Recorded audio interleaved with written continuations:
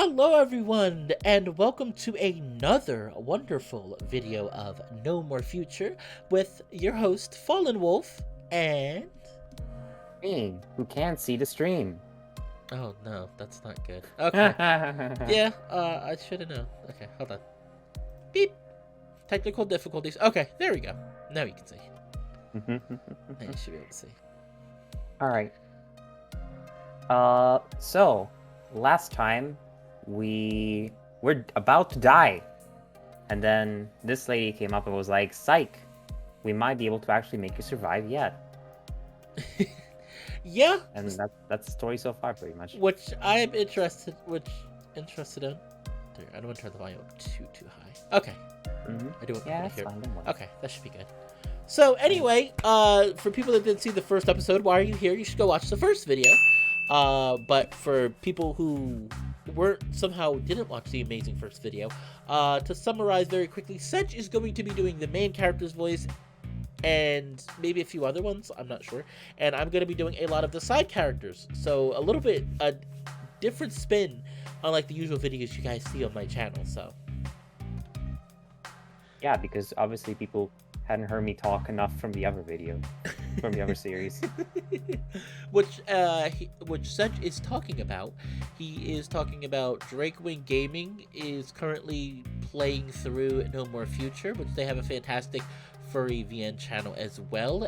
I will post a link down in the description below if you're interested in checking out his videos. But besides all that, we are going to kick right off into things because I'm interested and I really enjoyed what I played last time, and hopefully you guys, girls and people, enjoyed what I played last time. So without any further ado, we're moving on. Alright. Well, for context, Mary here is showing Isaac, the protagonist, these super cool androids that they've made that could potentially let people house their souls into them. So now Isaac is comparing it to pre-existing AI technology, and he's saying, at least not a C grade, or even a B grade. This is a completely different level from anything you ever experienced. So that's... A walking, talking, and very happy synthetic. Our first real success after decades of experimentation and prototyping. So what do you think? Unbelievable, am I right? Unbelievable indeed. And yeah, it's right there, in front of your eyes. A dream, a vision, taking shape and form. Although you lack all the pieces of a puzzle, you start to feel the faint light of hope shining in your mind once more. And yet, the pragmatic side of your brain still isn't fully convinced. It laughs, scoffs at what it sees, ever so reluctant to relinquish the fear and despair that it now knows so dearly. So you want to stuff me inside one of those shiny walking computers? You seem to catch on to things quickly. The way she chuckles at your remarks sends strange vibes coursing down your spine. The cat seems to enjoy oversimplifying her work and explanations, far more than most professionals like her you've ever met. You're not sure how to take this intriguing quality of hers. Why? What do you have to gain? Lots and lots of valuable data, of course. Like I said, we are still testing this technology, and we're rather interested to see what effects your new living quarters will have on you, among other things. Seems a little too suspicious. Where's the catch? How much will you make me pay for this? The woman is at first taken aback by your question, but ultimately laughs it off as if it were nothing. It's free, kiddo.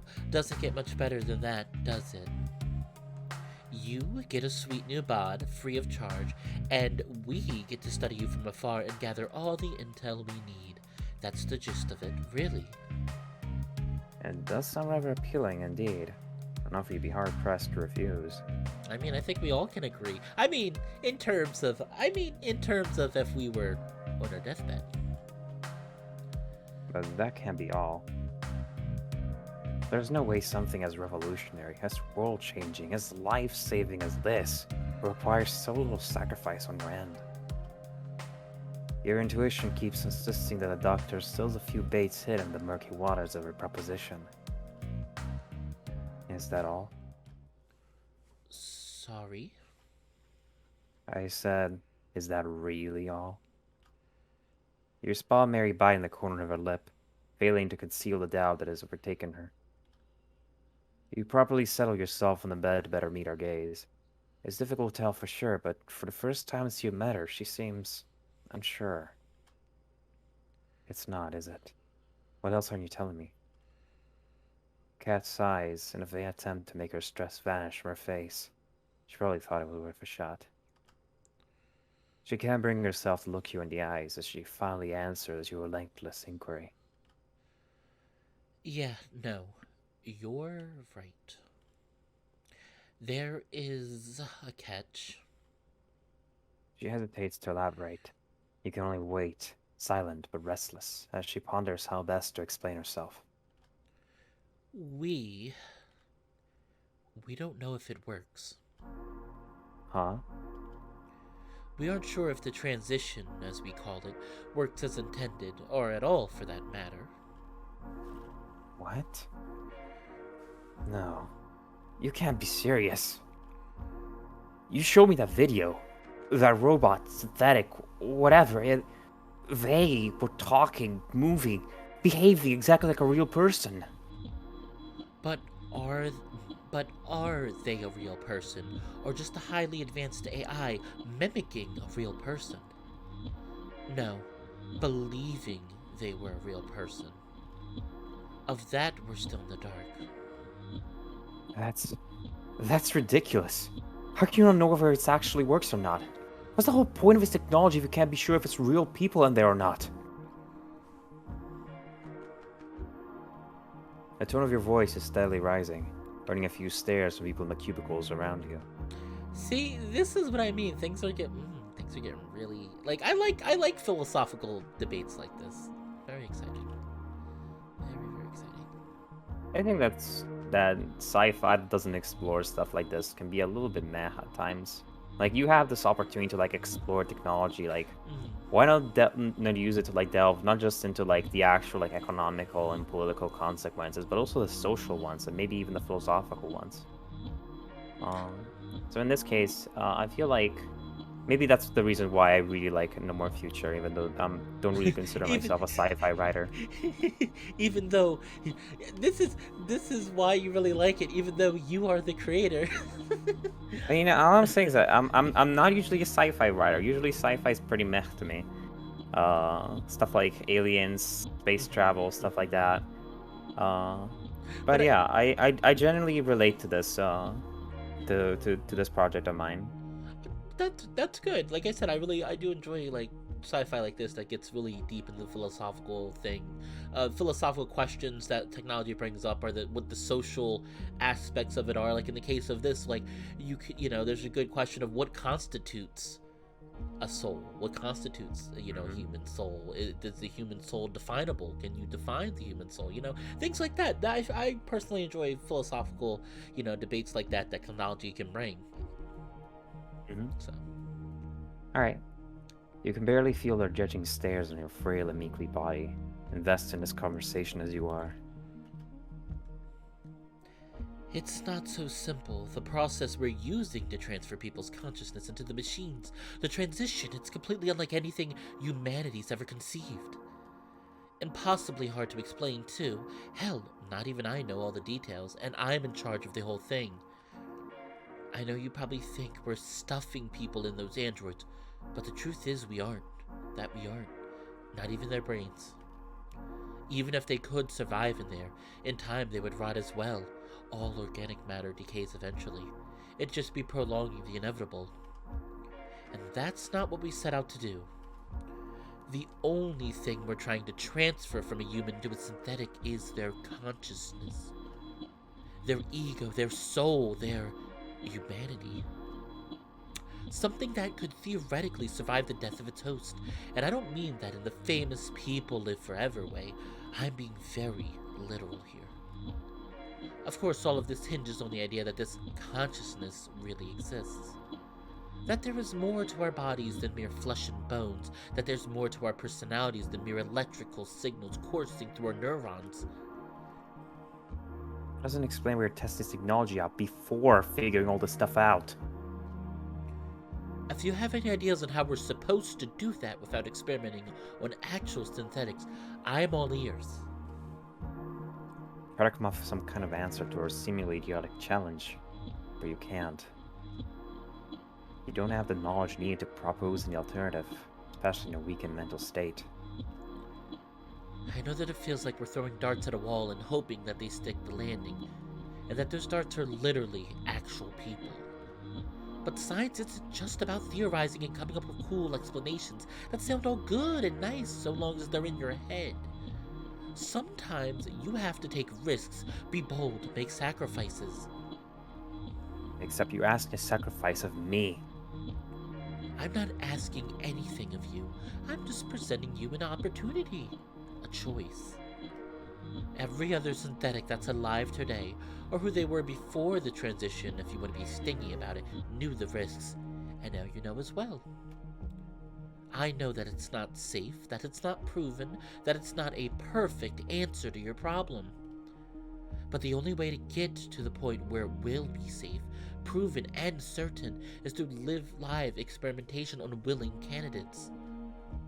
That's why we collect all that data post-transition, to try and figure this riddle out, to answer one of life's greatest questions. Whether human souls truly exist or not. The existence of human souls. And that's something you never expect a super corporation to research, not even to an end as wacky as this. It's one of those questions you always want an answer to, but never fully actually be able to answer. You ask yourself what you think the answer is, with almost different reflex. But the cold shivers down your spine, your rapidly quickening heart rate soon convince you to seize. You try to silence that malicious feeling, hoping you could simply forget it as if it never existed. All in vain. In the end, all attempts at processing the information presented to you end up there, with you pondering on your own mortality, coming to terms with the expiration date placed on you by your brain, wondering if there's anything you can do to alter it. You'd resign yourself to your fate, but there was nothing more science could do to help you. But now this new opportunity presented itself, restoring a faint spark of hope within your heart, only for it to flicker and disappear as quickly as it once arose. So, it's a gamble. You're betting on your transition or whatever to actually do its job and save me, betting my life on it. Oh, I'm not betting anything. You are. Like I said, all I'm here to do is give you a chance, even if it's just a shot in the dark. It's up to you whether to take it or not. But Think about it this way. If you don't accept my offer, you're guaranteed to die 100%. I've given a brief look at your file.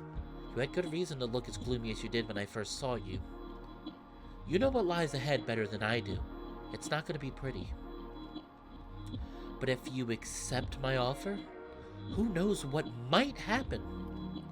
Maybe you'll still die and nothing will have changed. Or maybe, just maybe, you'll become one of the first humans to ever cheat death itself. you don't know what to think anymore. You feel your heartbeat increasing with passing moments you consider the woman's words. Be honest, what are my chances? It's a binomial test, really. Either you survive or you don't. We could spend all day theorizing your likelihood of success, but that's about it. Theorize. Your actual chances? Either 100% or 0%, depending on the truth. The mad scientist's face now looms mere inches away from your own, with her pupils staring straight into your own. You find it impossible to evade her gaze, no matter how hard you try. I know it's not very credible given I'm the one suggesting this possibility to you, but if I were you, I'd totally risk it. I mean, at best, you get a new life to play around with, and at worst, you just get exactly what you would have gotten had you not done anything in the first place. That's what you were thinking, too. You can't deny that your chances of survival, assuming there's any in the first place, are higher if we're planned than without. Yet still, a strange, nagging feeling at the back of your head keeps bothering you. I just can't understand. Why me? There are countless people, some even in this very room, who deserve a second chance at life more than I do. I suppose you're right in a way. You suppose? What's that supposed to mean? The cat smiles as she nods at you, confusing you even further. Tell you what, you want me to give it to you straight? I picked a folder at random from a locker and it happened to be yours. Are you fucking kidding me? The scientist appears a little surprised by your sudden outburst. What? You were expecting some sort of careful consideration, or maybe a more routine, heavily scrutinized roulette? I happened to pass by and decided I'd look for a new candidate for our experiments here. I chose a folder at random and it happened to be yours. That's about it, really. You almost puke at her explanation, disgusted by the sheer randomness of it all. This is so messed up. Oh, really? I beg to disagree. Tell me, do you believe in fate, in destiny, in the idea that all our actions are preordained by God, the universe, or something else beyond our understanding? Yeah, another ridiculous son of a blue question, but you feel like you've gotten used to it by now. You reluctantly share your answer, barely suppressing the anger that it causes you as you do. Well, I guess something's responsible for letting me hear at my age. So it's a yes. Interesting. I thought determinism had fallen out of vogue. Is it Vaj or Vogue? Vogue. Vogue. Out of okay. vogue. Out of vogue. I thought determinism had fallen out of vogue with young people these days. Excuse me? Forget it. It's just a fancy way of saying that I'm getting old. Wait, how old are you again? Either way, pretty cool answer, kid. Most people would just blame themselves in your position, or maybe someone else who had nothing to do with it.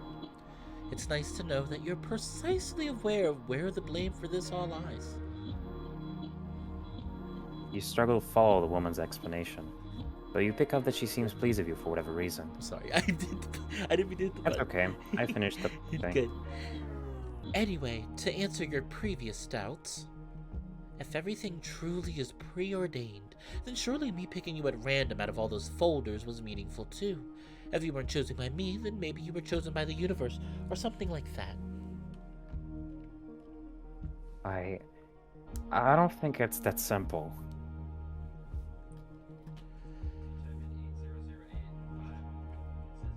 Maybe it isn't, but that's not the point. Destiny or no destiny, you now have a one-in-a-lifetime opportunity before you. Quite literally, if I may add. Only you can choose whether to take it or not. Why me? Why do I get this opportunity and not someone else? You're probably shouting at the top of your lungs now, if only your throat could afford that. Instead, you just whisper harshly at the cat lady, your words half dying before even leaving your mouth. Why me and not a child who suffers from my same condition? Some probably even worse than I do. Mary stands motionless by the side of your bed, once more incapable of meeting your gaze. Not even her cool facade can hide the pain and discomfort she feels as she listens to your heavy, heartfelt words. If children are a no-go, there's still countless people who've done more to earn this than I did.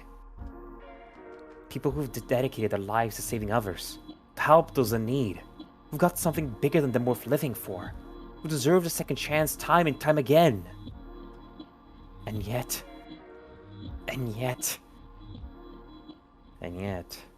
they're all going to die, all the same. Death will claim their lives despite their achievements and dreams, just as it will yours. Only now do you realize the sheer insanity of it all, of dreaming, of hoping, of living. All for what? For it all to end? Just like that? Without so much as a warning? You recall your younger cousin, whose dream of being an astronaut and going to space ever since he was old enough to speak. His parents, your relatives, I've always tried to reel him in because it was never going to work out. Your other uncle and aunt, who taught you ever since you were little to do good and be nice to others, that God may smile upon you. Your mother, who only half a year ago was yelling at you to get your act together and start thinking about the future. All the things you were promised, the foundations you spent your whole life so far building, step by step, brick by brick, in anticipation of what's to come. Only now do you realize how pointless it all was, when all it took was one odd turn of a wind to make everything crumble into dust. Life is so fucking unfair. You cry your heart out like never before, so much so that it physically hurts. Every tear that comes streaming down hurts you like a knife wound. You gasp for air like a newborn, slowly, continuously, painfully. You probably look like a maniac right now, finally befitting the madhouse that surrounds you, but you don't care. It doesn't matter. Nothing does. Nothing ever did. And the realization hurts you more than a cancer ever could. Mary looks away for a moment, lost in thought, melancholic. Doesn't seem to know what to say. Perhaps she's contemplating leaving you to your fate, to run away from the sorry mess you've become. You wouldn't blame her. You get away from yourself too, if only you could. And yet, she remains. Silent, unmoving, contemplating, pondering over something you can't quite grasp. Beyond the liquid curtain that veils your gaze, she remains bold and stoic, like a pillar holding the madness that is the ceiling from crumbling on top of you. You stare at her intently as your body trembles, as your lips freeze, as your eyes almost go blind from all the crying. With nothing left to do, all you can do is wait. Wait, and wait, and wait. Oh, okay. Until suddenly she turns to face you yet again, an almost malevolent smile on her face. Uh-oh, what just happened? I'm a little worried. Hold on. Also, I should probably save this. Who knows? Who knows? I might use it as a thumbnail. Oh boy. But then you spoil it. That's true. That's true. So maybe I'll do. Then again, the game's this thing's been out since like April of last year, so. Really? Okay. So see, I don't think this is. Yeah, we'll probably use this. Maybe. I don't know. I'll think about it. I have time. But anyway. Life is fucking unfair, isn't it? Go on, you're right to say it. It's true. Nobody will admit it, but it's true. You work and work and work, and all for what? For life to slap you in the face and call you her bitch, piling problems upon problems on your back until it breaks. What did you do to deserve this? What did we do? What's life punishing us for exactly? For existing, for daring to try and live against all odds. Doesn't it make you mad? Doesn't it make your blood boil? All those years of studying and working and doing all you can to live a meaningful life. And this is how it repays you, with brain cancer. You feel a need to reply, but you cannot bring yourself to utter a word. The cat voice aloud your every deepest thought, your every fear or resentment, even those you never knew you had. We didn't choose to be born, not in this world, not in this body, not in these circumstances, and yet here we are, because life doesn't care about us. It never did. And even on the off chance that we do end up liking our time here, we live in constant fear of the day where it will all end. Such a miserable existence, been fearful and cowering before the whims of fate. Don't you find it unacceptable? Don't you long for agency like I do? For the power to choose your own life, to choose what you wish to do without fear of senseless constraints like gender or age, for the power to decide if and when it all ends. People around you raise their heads, wondering what all the commotion is about. You can hardly notice them now, fully enamored of her spiel as you are. All your sadness, all your regrets, all your despair, they all lie before you in their graceless glory, taunting you with their unbridled power. And the cat is right. They do make you mad. You know what I want to do? I want to shove my big furry fist up life's ass. Show the whole world we don't have to bow down to it anymore. That we don't have to play by its rules if we don't want to. And I know you want the same thing. That's why I'm here. Because you want me here. You try to deny yourself this opportunity by bringing other people into this, but we both know what you really want. You don't want others to steal this opportunity from you. You want to take it. You want to rebel against life just as much as I do. You're just waiting for someone to give you their permission to do so, to help you feel like you deserve this. Well, here I am. I want you to do this. I want you to claim what is rightfully yours. She frantically reaches for your hand, grasping it as tightly as she can of her own. I'll give you my first and final bullet, our only shot at immortality. It falls on you to make it count. It's time for humanity to rise up against nature, to finally claim our lives as our own. And if you want to be there when that happens, if you feel like you deserve more than the sorry lot life handed you. Free hand, she reaches into her pocket and slowly takes out a large bundle of papers. You'll sign these papers. Oh. The rest of your memories of those dark days aren't as clear. Oh my goodness. Oh, that was a lot. Oh boy. Oh, that was a lot. No, we still got plenty of time. I just was checking the time too. We got plenty. Yeah. We can finish the prologue just fine. Yeah. And then if you want, we can stop for a while or just start chapter 1. I'll probably finish. We'll probably finish recording the prologue, and then I'll probably pause for a little bit, just because I have something I gotta do in a little bit. Yeah, that's fine. Don't worry. It shouldn't take too long either way. Yeah. Just 10 minutes. Okay. The more you try to remember, the more details escape your grasp. In your head, what should be a simple sequence of actions and events. I'll die either way.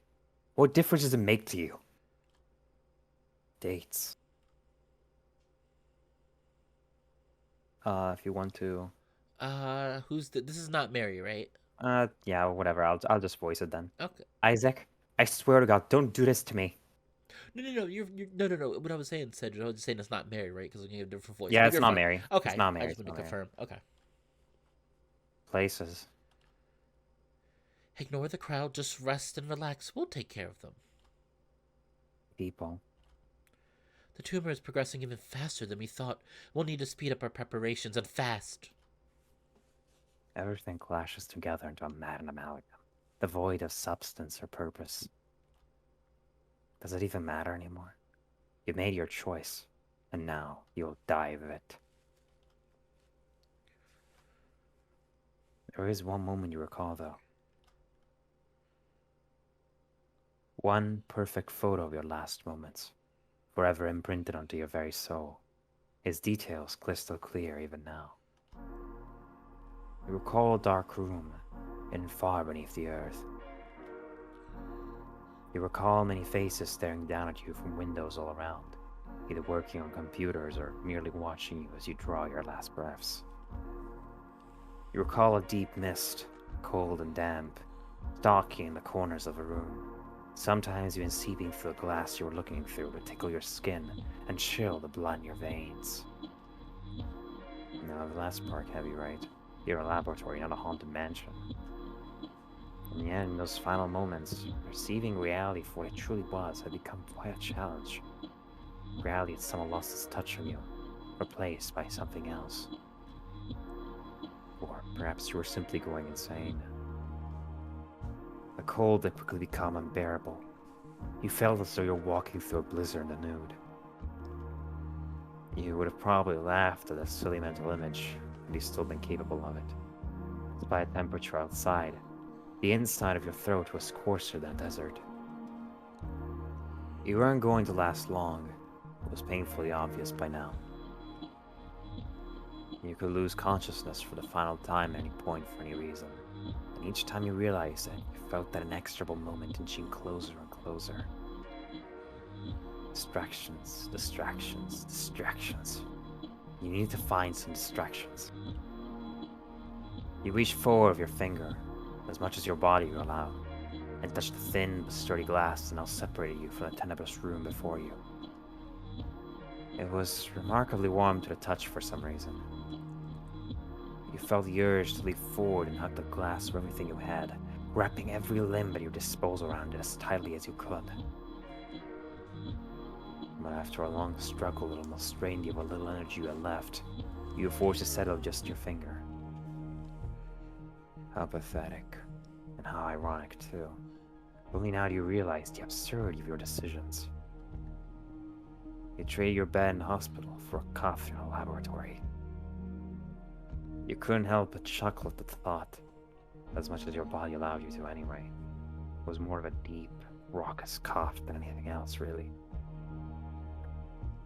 As you try to recuperate from that coughing fit, you spot a friendly face peering down on you from beyond the glass. She never left your side that day, and she made a promise not to do so even now. Someone's in a good mood. That's good.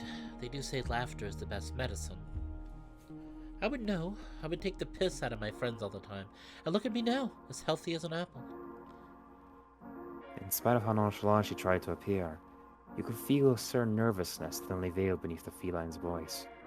A nervousness that she was trying as hard as she could to keep buried deep within her. Somehow, she knew that you could tell. Her smile became fainter as she sat down next to your capsule and rested her open palm right on top of your finger. Well, this is it.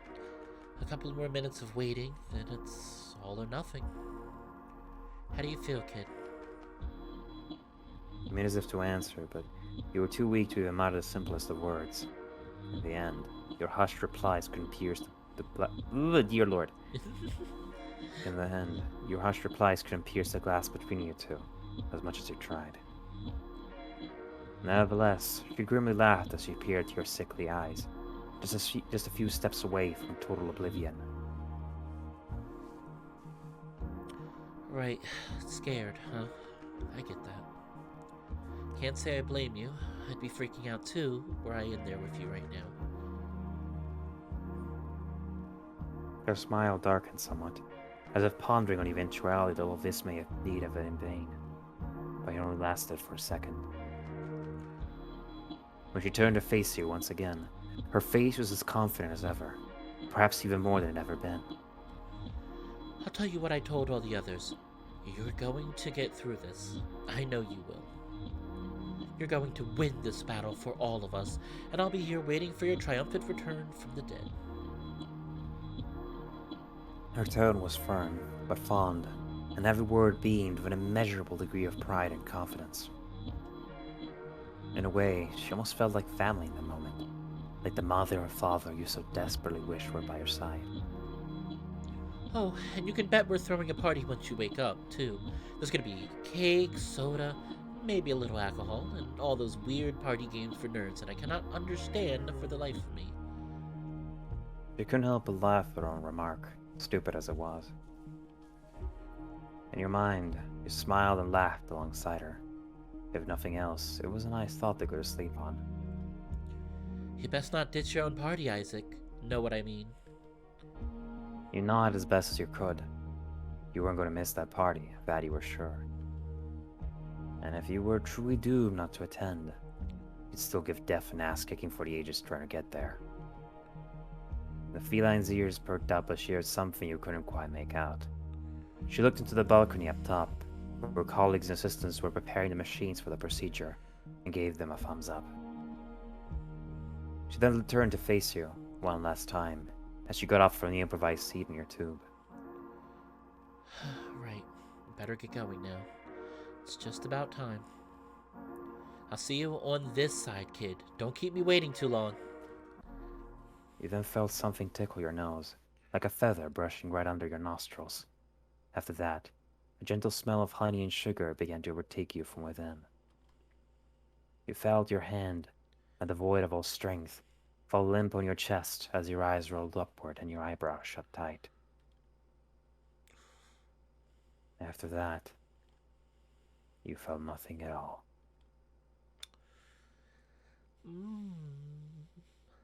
It's been some time.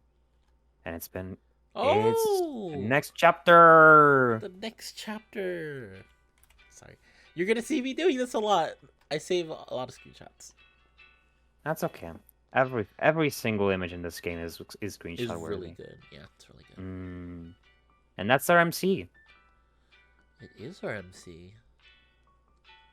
Best boy or girl or them. Or them. our our person. Yeah. Best person. I like it, but yeah, I really do like the art. I think I mentioned this in the last video, but I really do love the art. It's a very unique style, but I think it works very well. And you've seen absolutely nothing yet. Oh, It gets better and better and better. I'm excited for that. But this is where it all started. Is this the end of the prologue? This is the start of chapter 1. Well, How much time do we have? Is there another point we could stop? Because I mean, we can keep going for a little bit longer. Or do you think we should? can go on for 10 minutes if you want, and then we Okay. can stop once because we're on a train to a train station. So We'll we do another 10 minutes because it's pretty early. It's only Alright. we're only about 35 minutes in. Yeah, we done 45 minutes. Yeah. Okay. You recall the fateful afternoon when the nightmares that followed for must have been a 20th time now.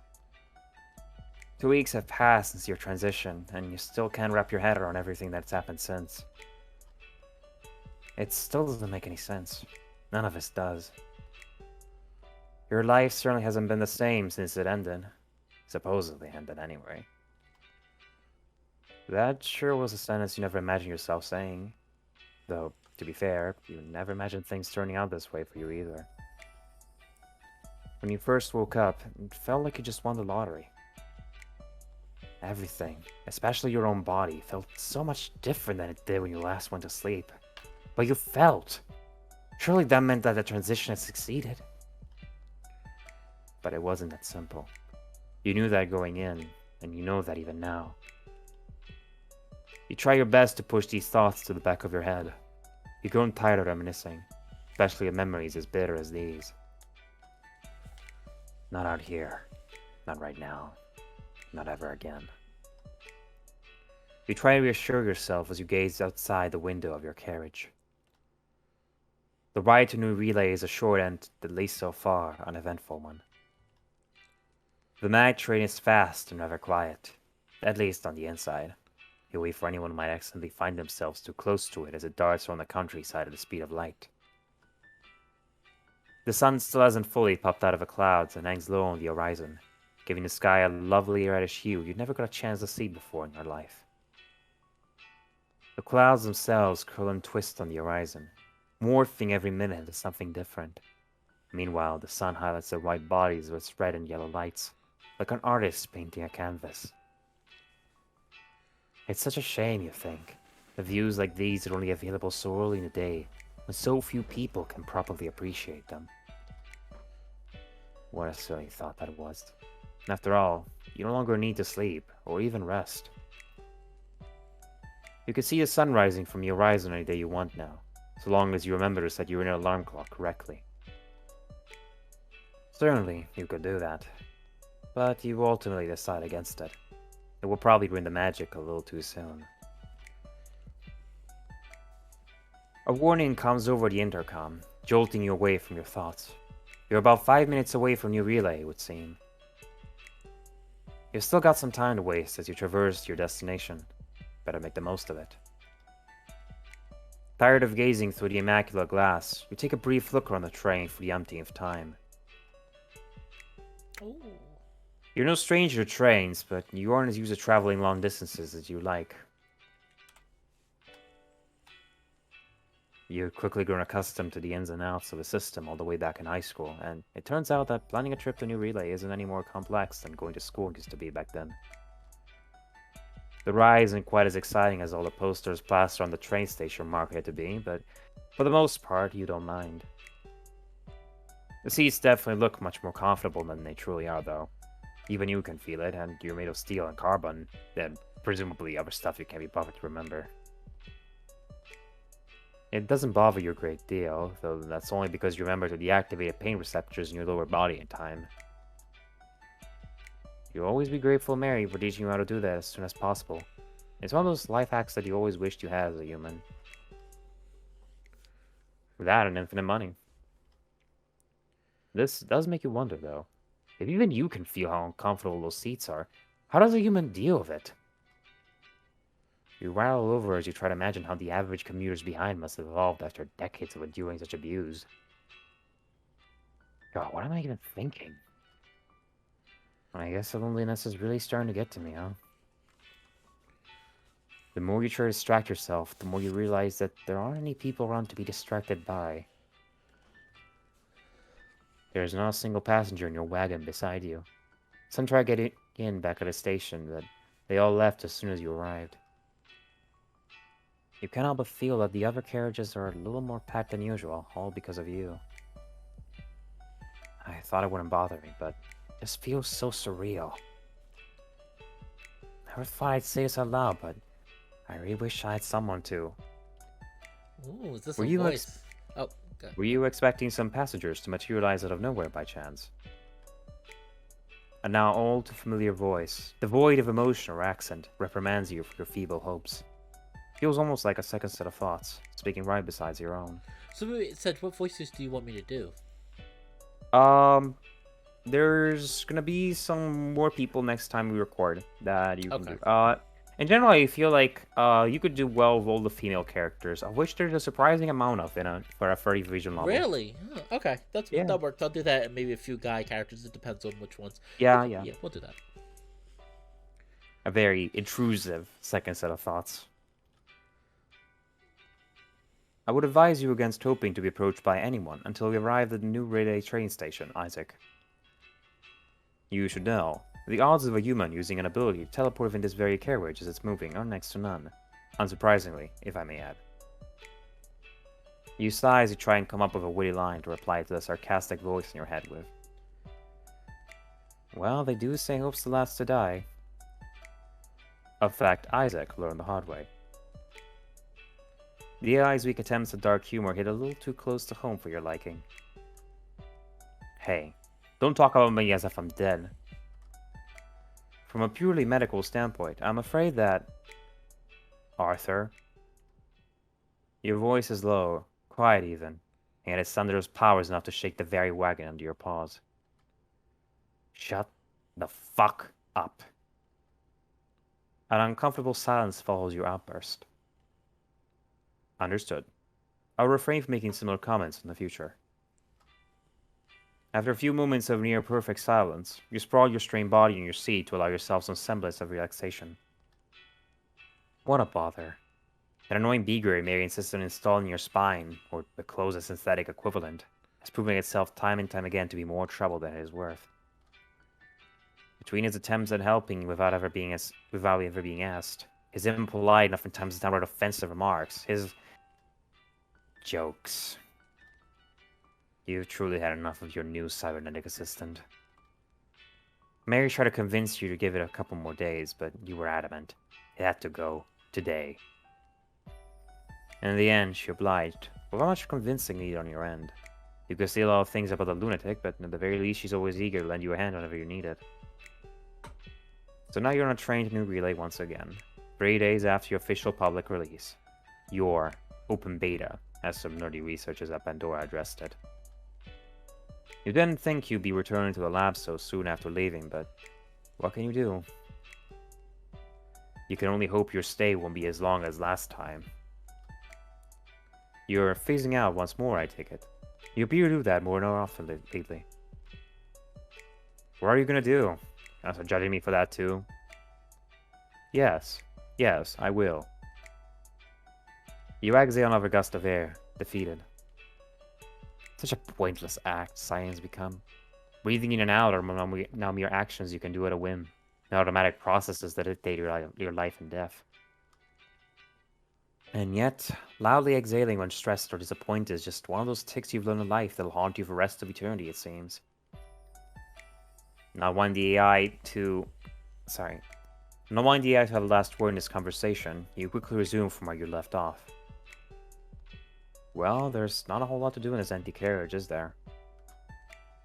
I'd browse the web or play some games, but I'd have to go through you to do that. It's not my fault you still haven't learned how to do that on your own. Considering it is your job to teach me how to do it, it literally is. Anyway, I could still manage the Web Explorer app if you're bored. Don't you dare say like that. Trying to pretend like you wouldn't interrupt me midway through a video to tell me some random facts about llamas or something. Some very important facts on llamas, thank you. That forum I found them on was quite adamant about it. Or shut down the game I'm playing 5 minutes after starting because I'm damaging my eyes. I am merely sharing expert medical advice in an effort to prolong your lifespan, Isaac. I don't even have eyes anymore. That doesn't mean you shouldn't take care of them. The sound that comes out of your mouth next is borderline inhuman. You're not going to make another day of this mistake of science around. Of that you're sure. Luckily, the sound that comes out of a train's speakers next is far more amiable to the ears. With its pre-recorded FM timbre, it reminds you that the famed metropolis is just around the corner. Thank goodness for that, at least. Friendly reminder not to leave any luggage behind on the train. Arthur, we both know I literally brought nothing with me. Just trying to look out for you. You decided you've wasted enough time arguing with this brainless AI and get ready to leave as soon as the doors open. Thankfully, it only takes a few moments for the familiar shadow of the station to come into view behind the glass windows, followed soon after by the train's brakes working their magic beneath the carriage. You pray the rest of the day will go by a little faster than your morning did. And we can stop here. Yeah, I was just about to say. I was gonna say we'll probably stop here. I think it's a good point to stop. All right, so our character is alive. Isaac is alive, so he did not die. I mean, ironically, it would be pretty funny if it did end that soon, because I mean, the VN is called No More Future, so I mean, you know, but. I mean, we don't know if he's alive yet. For all we know, this could be just an AI that thinks it's Isaac, you know? Well, quotations alive. Yeah, I guess. So. But thank everyone. First of all, thank everyone for watching this video. Also, once again, thank you, Sedge, for stopping by this video. No worries. I promise that the next one will not be as long. I'm going to try to get these out each week. So every week I will try to record these. This is both a message for you and the viewers out there. I will be trying to get at least one video of this out a week. This one should be done, hopefully, shouldn't take that long. Hopefully, probably in a day or two, I should be able to throw this up on the internets. So, but yeah, I'm really enjoying this. I'm really excited to keep going with this. I'm really liking there's some really deep, sci-fi thingies, I guess you call it, thingies going on, and I'm really excited to keep going with this. I'm curious to see just exactly how Isaac now interacts with people, new friendships he will make along the way, or antagonistic relationships, possibly, as we've seen. But anyway, once again, thank everyone for watching this video. Once again, if you really enjoy this, feel free to help support Sedge by commenting on this video. Commenting on this video, yes, that's a big one. That would help a lot. Comment on this video, download the demo for yourself, and if you really enjoy the content and you want to help support him or any of the creators that are working on this, feel free to donate to his patron. Just throwing it out there. Sure. I mean, I'm fine just of you guys being active in the community. That's all I can ask for, really. Yeah. But this has been another lovely video with your host Fallenwolf and me. I forget my name. You forgot your name. Okay. Well, we'll just call you No Name for this video. That's fine. Okay. We don't need to know your name. But anyway, take care, guys. Fallenwolf and No Name. See you guys. Bye, guys. Bye. Bye.